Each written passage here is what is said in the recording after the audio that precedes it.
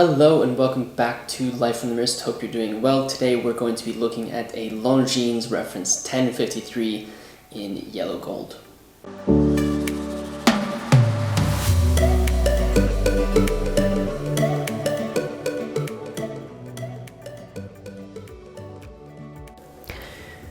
It's always special when one can trace the history of a watch back to its origins. One can typically do this when looking at things like reference numbers, serial numbers, and manufacturers, but it's more special when the history of the watch, where it was during its life, and maybe some details about its owner can be discovered. The watch that we're going to be looking at today is a time-only watch manufactured by Longines. The watch was manufactured in 1957. And the watch case is stamped with the number 1053. Based on additional details about the watch that we'll cover later, the watch was sold in the USA. Longines didn't utilize reference numbers for most of the watches that they sold to the US market, but one can find cases of other Longines watches that are stamped with this 1053 number that look very, very similar. And so we can at least say that the case reference is 1053. To describe the watch a little bit further, the watch has a 10-karat gold-filled case. One can see on the top of the case up here by the lugs, one will see a stamp describing the case metal, as well as a stamp that says S&W. This stamp describes the case manufacturer of the watch. The watch was manufactured by Schwab & Wuestphart Case Company. Schwab & Wuestphart was founded between the 1920s and 1930s and was located in Manhattan, New York. They were originally located across the street from the UN, but later relocated to Woodside, New York. They manufactured cases for companies like Hamilton, Elgin, Longines, Girard-Perregaux, and even Rolex. Unfortunately, they closed their doors in 1963, but one can find a lot of their cases today in a lot of vintage watches. To me, the case is in overall a fairly good condition. The 33mm case is fairly thin and has equally thin and relatively long lugs, as you can see, that curve towards the wrist. The case has a two-piece construction, which you kind of can see from the side, if the camera will focus. It has a bottom section that integrates with the lugs and has a concave section where the movement sits. And then the crystal in the top portion of this case can be removed for ease of access to the dial and the movement for servicing. This is a very common construction for cases of this era. The watch has a silver dial with applied hour markers and printed Longines logo and name.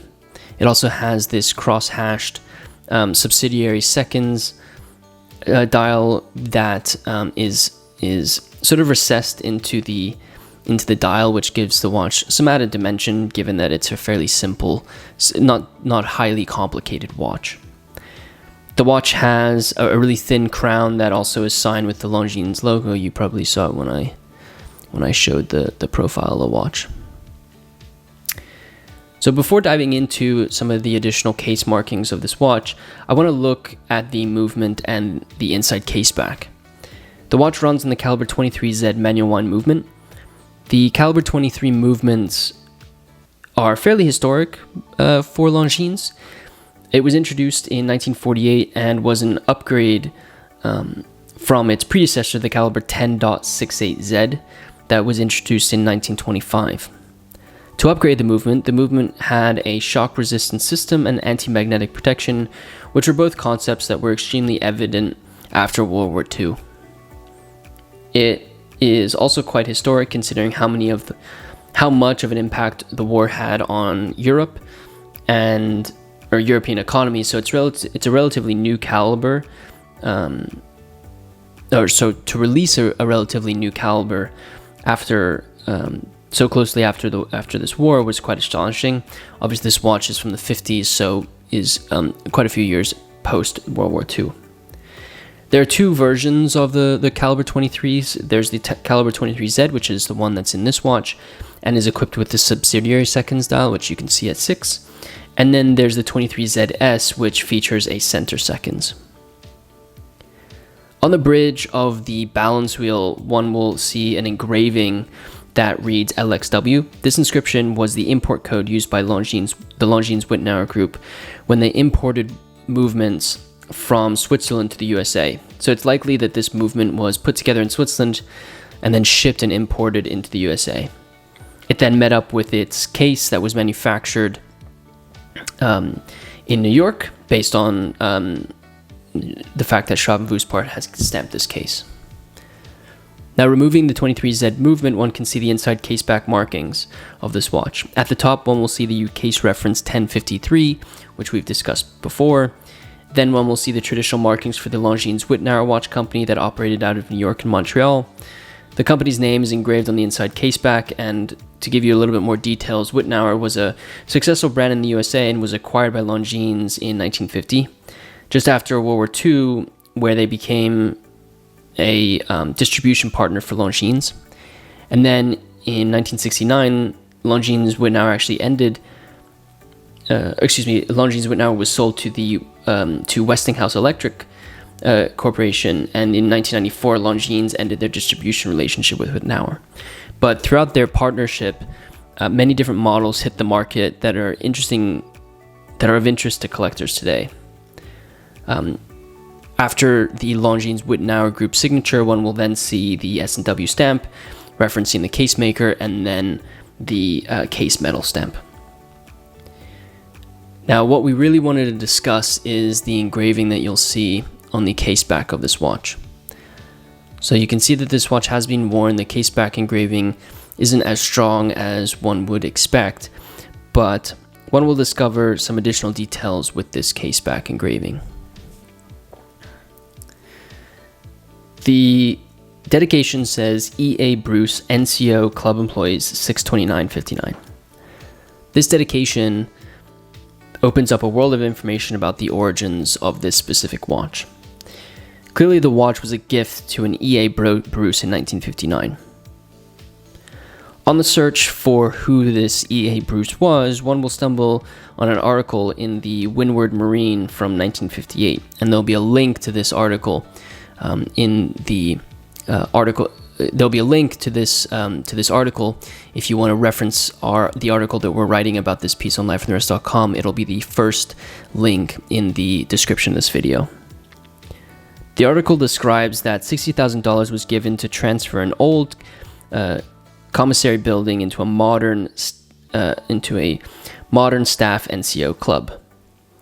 Additionally, in the article describes a Master Sergeant E.A. Bruce, the club manager, who was quoted in saying that the club will give us, the club staff and myself, an opportunity to put into effect the many plans that we have contemplated over the past year. Our primary aim is to make the staff, NCOs, and their dependents comfortable and help them enjoy the many conveniences offered.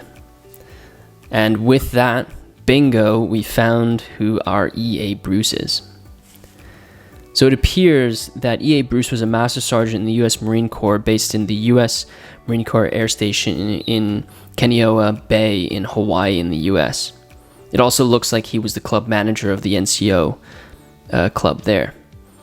Looking online, it actually looks like that there's still an NCO club there today. So in some ways, E.A. Bruce's legacy does live on beyond just this specific watch. Piecing together the details about this watch, it seems that this watch was a gift to Master Sergeant Bruce from the NCO club employees that he worked with. Details about when the transformation of the commissary building was completed with the $60,000 are unknown, but being that this watch was gifted in 1959, one could imagine that it might have been newly opened when this watch was gifted to E.A. Bruce. Perhaps it was a gift for his contributions to its opening. What's really cool is that we also now know that the watch started its life off on a gentleman's wrist in Kaneohe Bay in Hawaii. So you can piece together a lot of the different parts of this watch. So the movement of this watch was likely manufactured in Switzerland in 1957, based on the movement serial number and import code was imported into the USA market. Its case was that it was manufactured in New York by Schwab and Vuspart, and then combined with the caliber 23Z movement. It was likely likely distributed to the Hawaii market and then sold and gifted in 1959. To be honest, this is an incredible journey that this watch went on, and it's really only up until the original sale of this watch. The watch was sourced out of California, so it likely spent most of its life on the West Coast or on that side of the USA. So quite a cool bit of information that you can get all from just a case mark, just some of the markings on the case, like the manufacturer of the case, the caliber, and its import code, as well as the case back engraving.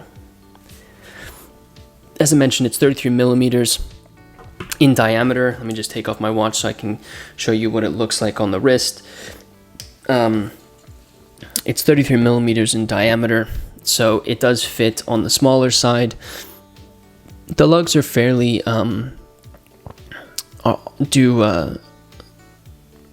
as I mentioned, the lugs are thin and fit fairly long on them, but I'd say it probably fits closer to the 33 millimeter mark than fitting, at the 35 millimeter mark. It's super thin, super wearable. If you want something that goes under the cuff really easily, this is definitely the type of watch that you would want to look for. It truly is incredible when details like this emerge about a watch. To me, it gives the watch additional meaning to its owner, whether it's the original owner of the watch. I'm sure E.A. Bruce looked at the watch fondly when he had it on its wrist, or it can add additional meaning to a collector who has fallen in love with a watch. Keeping this meaning alive I think is what makes watch collecting so special to many of us today. I hope you enjoyed taking a look at this reference 1053 from Longines, manufactured in 1957 and gifted to an E.A. Bruce in 1959.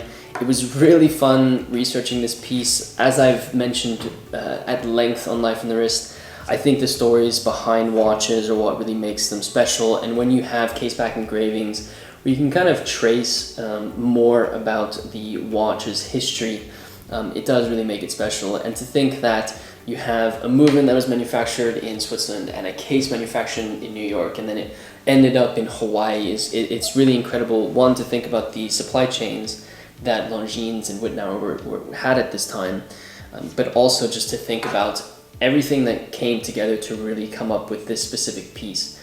So many different geographies, so many different moving parts, and an incredible sentiment from NCO Club employees to the Master Sergeant E.A. Bruce. As always, there will be an article on lifeonthewrist.com where we go into details about this watch. I did mention that some of the pieces of information, like the NCO Club, like the article that we found about E.A. Bruce, will be in that article. So I highly encourage you to check out the description of this video, where the first link will be to the article that we wrote. There will also be additional pictures of this watch, as well as pictures of the movement and the inside case back. So I highly encourage you to check out our article if you haven't done so already. Let me know in the comment section below what you think about this watch. I'd love to hear your thoughts. If you are new to Life on the Wrist, be sure to subscribe to the channel and share this video with a friend who might be interested in watches. If you are feeling generous and wouldn't mind liking this video, it really does help me out. With that said, guys, thank you so much for watching this video, and until next time.